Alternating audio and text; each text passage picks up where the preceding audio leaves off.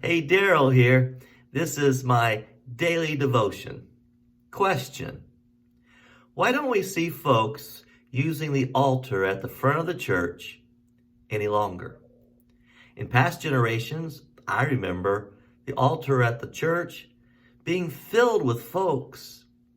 But I think there's several reasons why. But one may be that we don't like the idea of being accountable.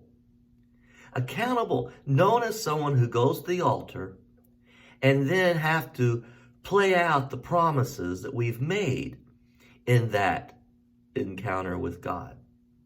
Well, Hannah, you recall, was barren, and she prayed at the temple. Eli, the priest, thought she was drunk. But she made a vow to God, and her vow at the temple was, if you give me a child, I'll literally bring him and give him to you. She became accountable for the promise that she made, the vow she made to God. She'd been to that temple before praying for a child, but this time she made a vow before God, before Eli the priest, that she became accountable for. Listen as I read in the book of Psalms. Psalms 116, verse 18. I will fulfill my vows to the Lord in the presence of all his people, in the courts of the house of the Lord, in the midst, O Jerusalem. Praise the Lord. The psalmist says, I will fulfill my vows to the Lord in the presence of all the people. We don't make vows to the Lord in the presence of people. We don't go to the altar and make that vow. We anonymously stay at our pews and seats and maybe barter with God and make promises that we don't become accountable for. Well, Hannah became accountable for the vow that she made to God. And so the time came to go to the temple for their annual sacrifice. Elkanah, Hannah's husband, said, I'm going to go. She said, well, I'm going to stay here until my baby is weaned. And then I'm going to go to the temple. And that's exactly what happens.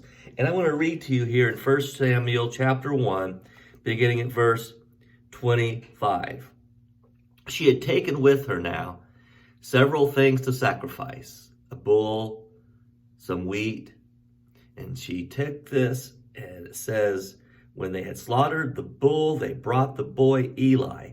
And she said to him, as surely as you live, my Lord, I am the woman who stood here beside you praying to the Lord. I prayed for this child, and the Lord has granted me what I asked of him. So now I give him to the Lord for his whole life, and he will be given over to the Lord. And he worshiped the Lord there. Isn't that exciting?